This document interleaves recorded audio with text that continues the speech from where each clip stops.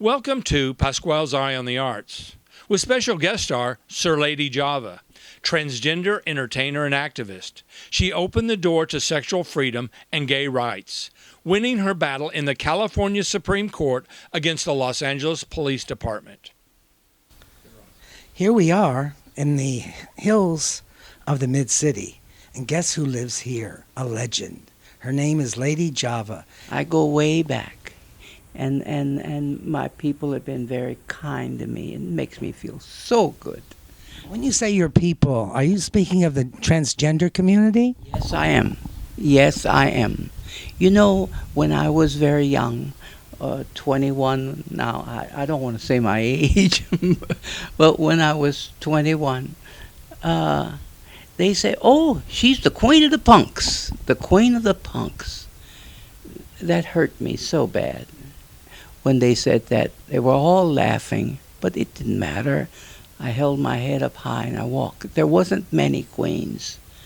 I didn't know of but one, but I still had to live my life. I worked with Lena Horne, Sammy Davis Jr., Red Foxx, and so many, many others. I love those people. But they were my world. They were so kind to me, and that meant a lot. Being kind to one another the way God would want it. I like that. Well, you know, it seems to be now, I had the opportunity to see our president's wife talk about the transgender community and how excited she was for the world to be changing and stop the prejudice and all these good things. Tell us a little bit about your background. You know what? That's a wonderful thing that Miss Obama said. It kind of makes me feel so good inside to hear that Miss Obama would say to help the transgender people not to be so prejudiced. I think that if people would get to know our people, they would get to know them and they love them. Because we're all here. We're here, we live, we die. All of us have to meet with God one day. And whatever it is, you must do right. I'm so happy. They said you were the first transgender entertainer and performed with Red Fox and all these people you just spoke about. Tell us a little bit about, did you have challenge being a transgender person? Yes, I did. We're called transsexuals, basically, because I'm in a trance about my sex. So they call me a transsexual. That's okay.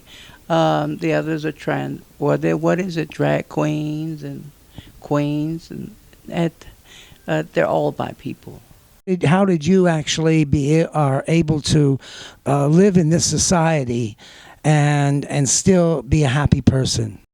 That was hard because to live my life. And my mother used to say all the time, oh, baby, she said, why do you choose that kind of life? That life is bad.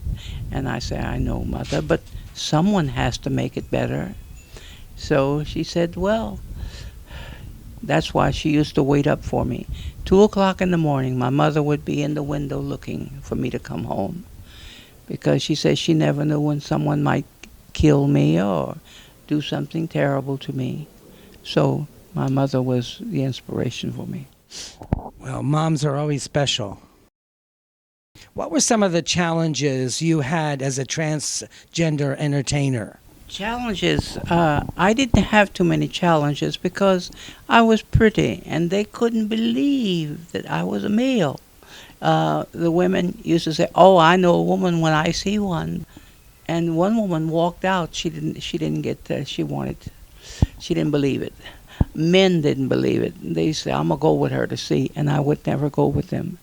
And it was hard because the challenges my people had, I worried about them working. They had no working abilities, and if they can't work in the workplace, then they would have to go out and either prostitute or do whatever it took for them to live. And it made it hard. So my challenges were I would go out, I would try to get a job, and then I had problems with the LAPD. Oh, I heard about that. Didn't you? Your one of your shows was closed down. Yeah, they came in with me, and they took me off stage, and a policeman was about 50 of them, and they all wanted to see me, and they were looking, and they see me in a bikini. They said, "Man, I'll be goddamn." But I just looked, and I said, "What do you want?"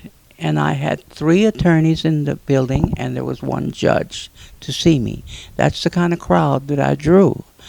And they came in and they said, "We're going to arrest you. We're going to start with the top, and none of the other impersonators will be able to work."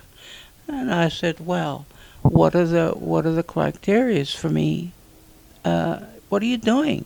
And they said, they said 3 articles you have to have a male.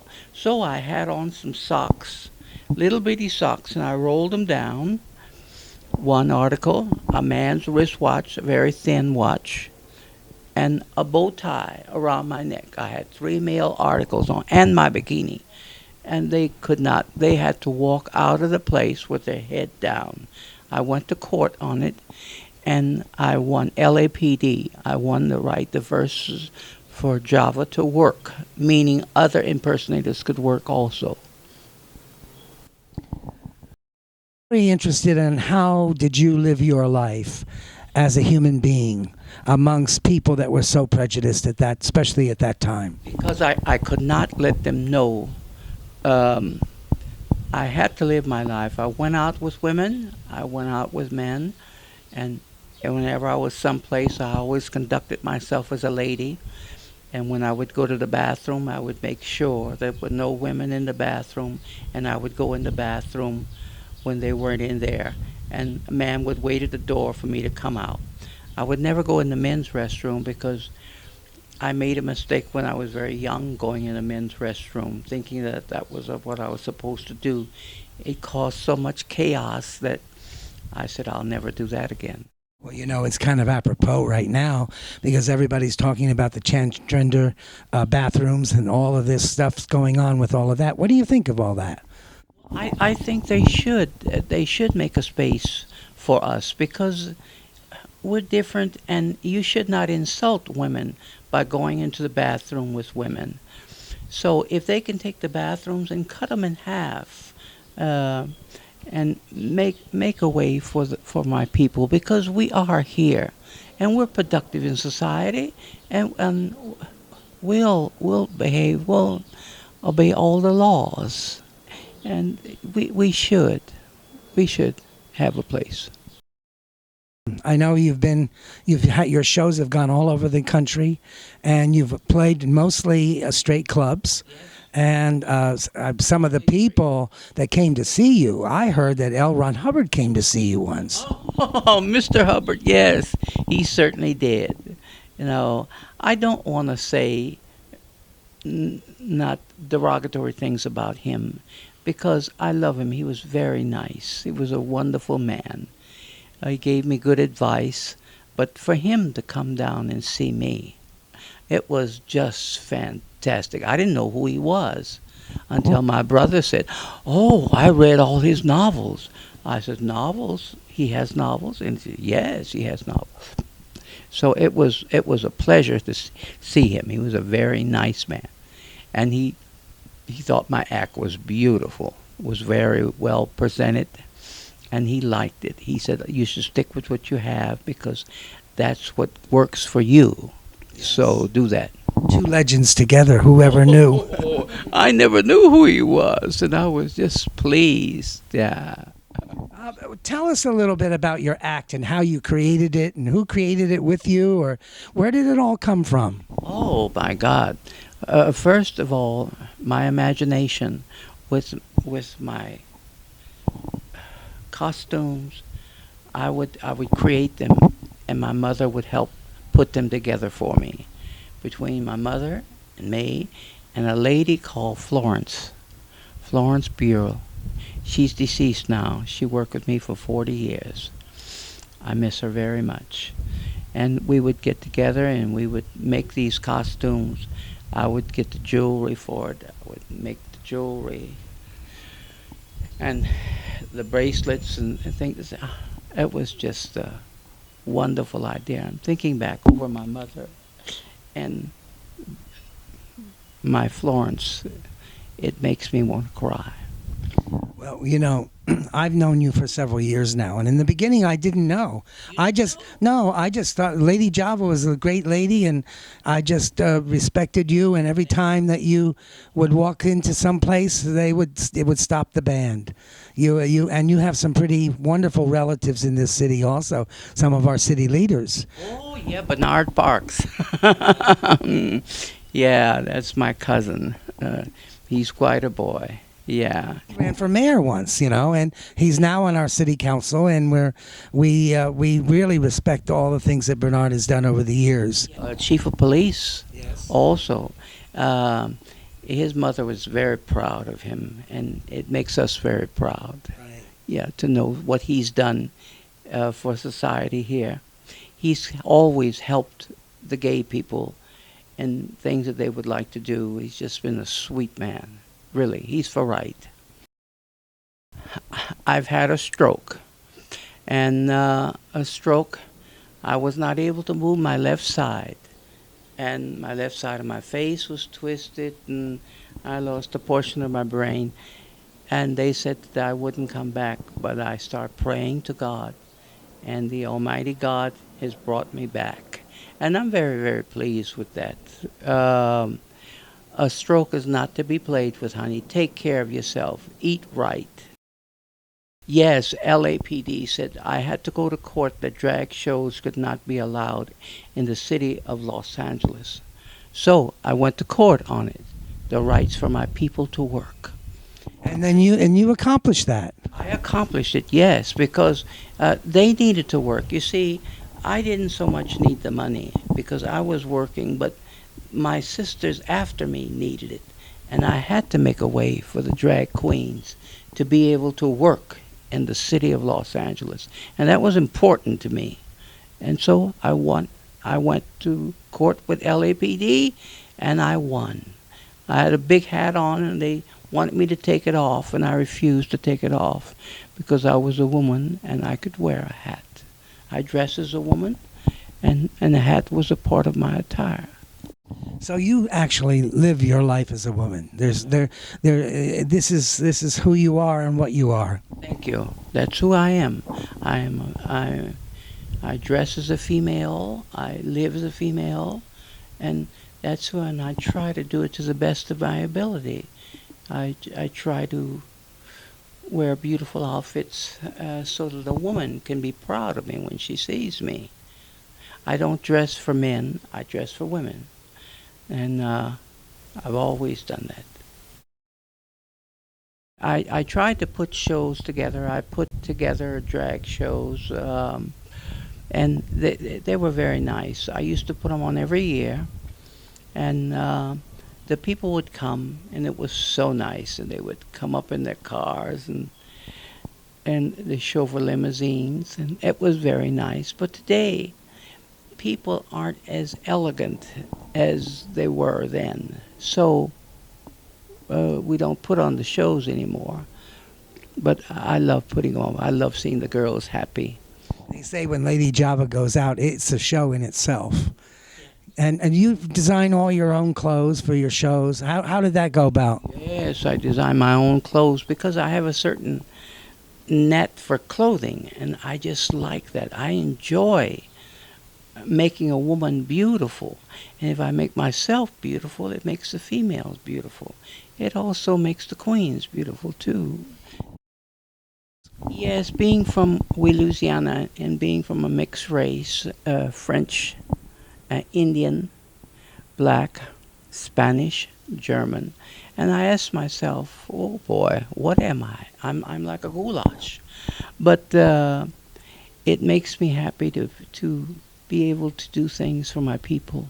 They're like my children. It just makes me happy. I can't explain it.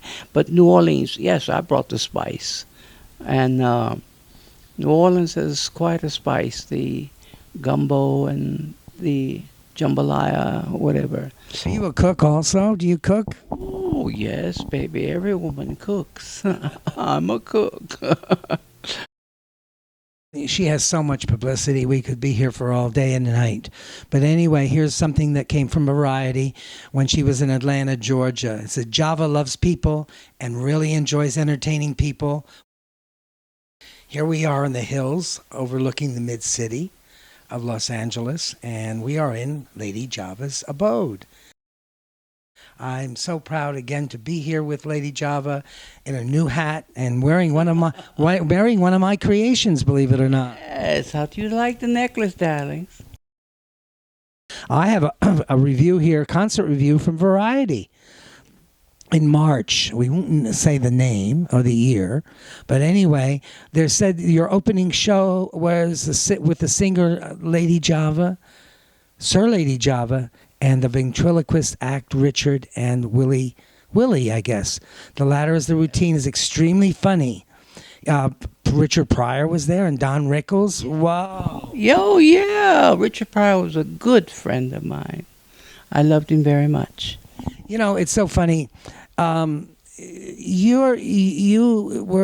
are a transgender person, but you know, you did not perform just for the transgender people. No, I never did. I'm so sorry I didn't. But I always performed for straight people, and that's the way it was. Wow, and those clubs I heard were really wonderful in those days. They certainly were. It was hard to appear just for the straight people. And when my gay people would come in, I would always put a front seat, because it was always packed. I would put a front seat there for them to sit in the front. I heard there were days when you wouldn't go anywhere unless a limo picked you up. Yes, but I did. I went to the grocery store in the limousine. I liked riding in the back. I just loved it. Always your grand entrance was the most important. I know I'll never forget Jarve Hutchinson and one of his big events in Carmelita hosted us, and we all had a great time, and you walked in and stopped the band. Oh, that show cost $300 to get in. Yes, I had a big hat on and a form-fitting white suit. It was beautiful. I looked very nice, but I always tried to look my best for my people. And because I represent the gay community, and if I didn't look good, what is it for? Well, I know a lot of people have a lot of memories with you, and I'm looking forward to your new show and you getting better and continuing to be Lady Java in our great city of Los Angeles, and you are one of our angels in the city of angels. Oh, thank you so much. It means so much. And I will prepare myself for you, and I will come out and give the best performance of my life. My idol is a lady called Josephine Baker. And believe me, I wear the type of clothes that she would wear. Yes. Oh, I want to talk about what you were kind of innovative in your costuming, and they said that when you walked on stage, you put those arms up, and they were the wings of the angels. Tell us about that. Oh yes, I had like fishing rod, the rod to the wheel, and it would go way in the air, and they were jeweled down. It was just beautiful, beautiful to see. I created that type of thing, feathers and jewelry. I like that. Well, you are one of our greats, and here in Pasqual's Eye in the Arts, Tom Porter and I are bringing you most up-to-date, wonderful things. And here, the city of West Hollywood, we honor you as you know that our city does. Yes. And only you can do it, Pasqual. You have a way about you that's just out of sight. He's quite a designer. He's quite an artist. He's a little bit of everything. It's all about making people happy, isn't it? And then sharing it. And maybe some of that happiness will rub off on the sad people that are out there. And let's get rid of this prejudice and all of that stuff that it's not necessary in the world. No. Let's be happy, and let's get all live together as one. Not as everybody should be happy. Oh, we don't believe in it. No, no, I don't believe in it. Thank you, Java. And we're going to go to the kitchen and have some Java. Here we are in Java's kitchen, here in the villa of Lady Java.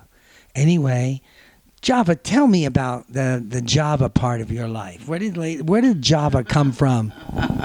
Oh, the Java Jive. They call me, yeah. They said, Java, you have it because you grind so fine. I don't know about that. Grind so fine. How divine. How divine. But Java came about. I was young, and a man told me, a man off the street, nice-looking black fellow. He said to me, he said, "Woo, you look like Java, baby, deep, dark, and delicious." And I thought he was hitting on me, and he was. But I said Java, and so that's how the name came about, Java. How do you keep yourself happy and the people around you so happy? It's amazing. I think that comes from within. You know, when you have God in your life, and I believe in there's some kind of something in the air or someplace around us that says God. And when you keep that, you keep Him in your life, I think you can keep other people happy. I really do. You sure have spread the happiness around, and people are just absolutely remembering all the great things that you did for our community. I think that's wonderful. And of course, I know that you've lived in West Hollywood for quite a number of years, and respect all the city council people, and they're behind you 100%. And possibly you may be riding in the parade this year again. The Gay Pride Parade. I'll be riding in the Gay Pride Parade.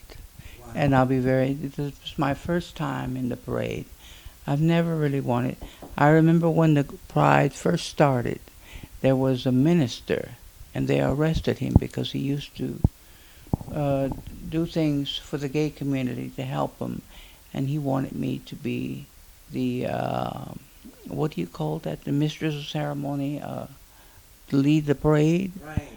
The Grand Marshal. Grand Marshal. And my agent didn't want me to do it because he thought it would hurt me, and I wanted to do it so bad. And we had to go to Atlanta, Georgia at the time. And the things that we have done in Los Angeles, which I don't like taking awards, or for some reason, I'm just grateful to do anything I can. And when I can help my people, then that's what it's all about. That's what makes me happy. I'm very much into helping the LGBT community because they do so much. I remember the time when we had nothing. I mean, there was no community like that. There was nothing to help us. No one cared. So I had to care, and I kept on and kept on and kept on. And now they're so big, it's unbelievable. You're a beautiful human being, and we are so glad to have you as one of our sharing friends of the arts, Hollywood International. I'm very pleased to be here, and I'm very happy to be here with you, Pasqual. I love you dearly. I think you've done wonderful things with the community as well as me. You've put a mark here, and that means a lot.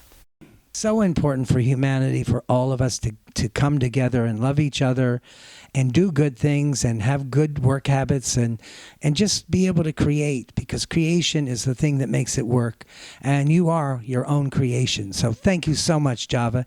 And let's have another cup of Java. I want to thank you. God has blessed me so. And I want to give the blessing to you. I love you from the bottom of my heart. Stay good. All right, baby. Bye-bye. Thank you again. With a great afternoon with Lady Java. Thank you. It's got to stop somewhere, and it won't unless someone steps forward and takes a stand. I guess that's me, Sir Lady Java.